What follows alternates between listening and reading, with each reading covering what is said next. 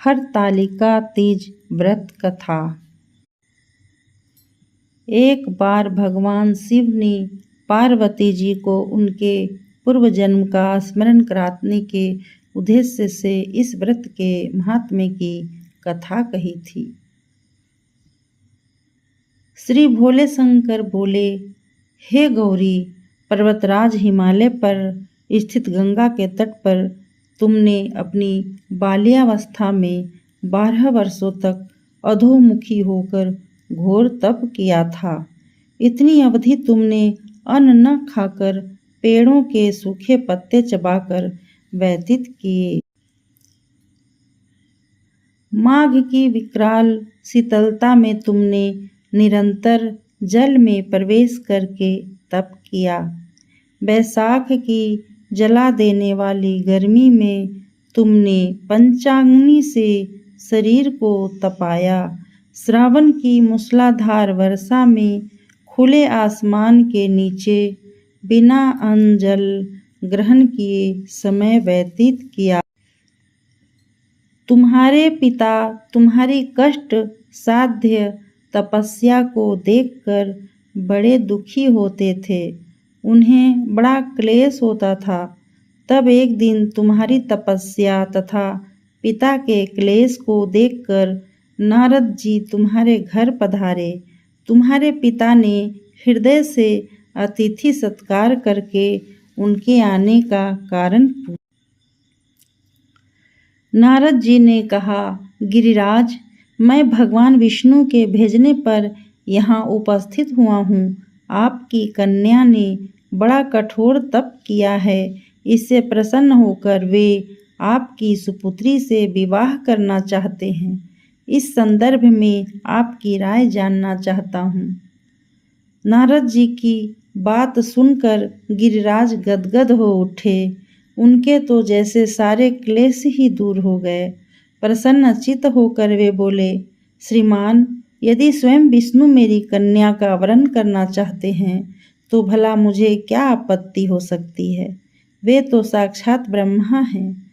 हे महर्षि, यह तो हर पिता की इच्छा होती है कि उसकी पुत्री सुख संपदा से युक्त पति के घर की लक्ष्मी बने। पिता की सार्थकता इसी में है कि पति के घर जाकर उसकी पुत्री पिता के घर से अधिक सुखी रहे।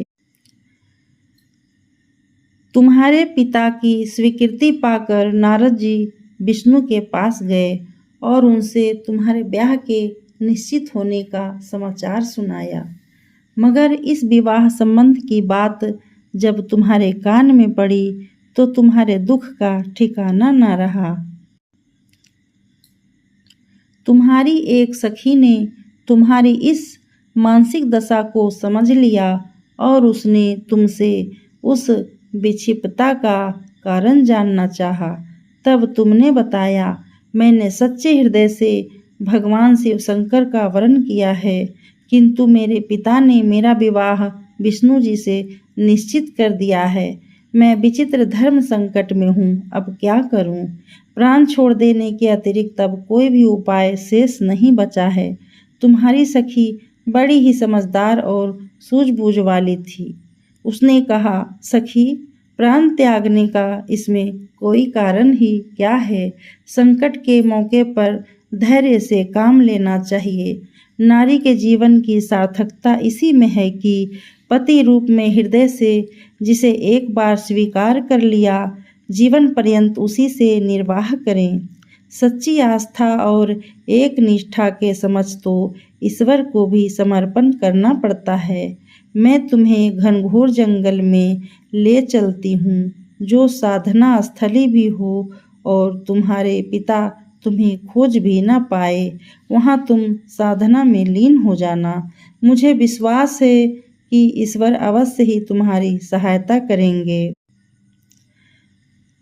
तुमने ऐसा ही किया। तुम्हारे पिता तुम्हें घर पर न पाकर बड़े दुखी तथा चिंतित हुए। वे सोचने लगे कि तुम जाने कहाँ चली गई। मैं विष्णु जी से उसका विवाह करने का प्रण कर चुका हूँ। यदि भगवान विष्णु बारात लेकर आ गए और कन्या घर पर न हुई तो बड़ा अपमान होगा। मैं तो कहीं मुंह दिखाने के योग्य भी नहीं रहूँगा। यही सोचकर गिरिराज ने जोर शोर से तुम्हारी खोज शुरू करवा दी। इधर तुम्हारी खोज होती रही और उधर तुम अपनी सखी के साथ नदी के तट पर एक गुफा में मेरी आराधना में लीन थी। भाद्रपद शुक्ल तृतीया को हस्त नक्षत्र था। उस दिन तुमने रेत के शिवलिंग का निर्माण करके व्रत किया। रात भर मेरी स्तुति के गीत गाकर जागे। तुम्हारी इस कष्ट साध्य तपस्या के प्रभाव से मेरा आसन डोलने लगा। मेरी समाधि टूट गई।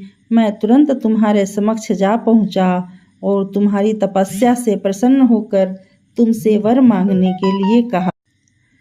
तब अपनी तपस्या के फलस्वरूप मुझे अपने समक्ष पाकर तुमने कहा, मैं हृदय से आपको पति के रूप में वरण कर चुकी हूँ। यदि आप सचमुच मेरी तपस्या से प्रसन्न होकर आप यहाँ पधारे हैं तो मुझे अपनी अर्धांगिनी के रूप में स्वीकार कर लीजिए। तब मैं तथास्तु कहकर कैलाश पर्वत पर लौट आया। प्रातः होते ही तुमने पूजा की समस्त सामग्री को नदी में प्रवाहित करके अपनी सहेली सहित व्रत का पालन किया। उसी समय अपने मित्र बंधु व दरबारियों सहित गिरिराज तुम्हें खोजते खोजते वहां आ पहुँचे और तुम्हारी इस कष्ट साध्य तपस्या का कारण तथा उद्देश्य पूछे। उस समय तुम्हारी दशा को देखकर गिरिराज अत्यधिक दुखी हुए और पीड़ा के कारण उनकी आंखों में आंसू उमड़ आए थे। तुमने उनके आंसू पोंछते हुए विनम्र स्वर में कहा, पिताजी, मैंने अपने जीवन का अधिकांश समय कठोर तपस्या में बिताया है। मेरी इस तपस्या का उद्देश्य केवल यही था कि मैं महादेव को पति के रूप में पाना चाहती थी। आज मैं अपनी तपस्या की कसौटी पर खरी उतर चुकी हूँ। आप क्योंकि विष्णु जी से मेरा विवाह करने का निर्णय ले चुके थे, इसलिए मैं अपने आराध्य की खोज में घर छोड़कर चली आई। अब मैं आपके साथ इसी शर्त पर घर जाऊंगी कि आप मेरा विवाह विष्णु जी से न करके महादेव जी से करेंगे। गिरिराज मान गए और तुम्हें घर ले गए। कुछ समय के पश्चात शास्त्रोक्त विधि विधान पूर्वक उन्होंने हम दोनों को विवाह सूत्र में बांध दिया। हे पार्वती, भाद्रपद की शुक्ल तृतीया को तुमने मेरी आराधना करके जो व्रत किया था, उसी के फलस्वरूप मेरा तुमसे विवाह हो सका। इसका महत्व यह है कि मैं इस व्रत को करने वाली कुंवारियों को मनोवांछित फल देता हूँ। इसलिए सौभाग्य की इच्छा रखने वाली प्रत्येक युवती को यह व्रत पूरी एक निष्ठा तथा आस्था से करना चाहिए। ओम।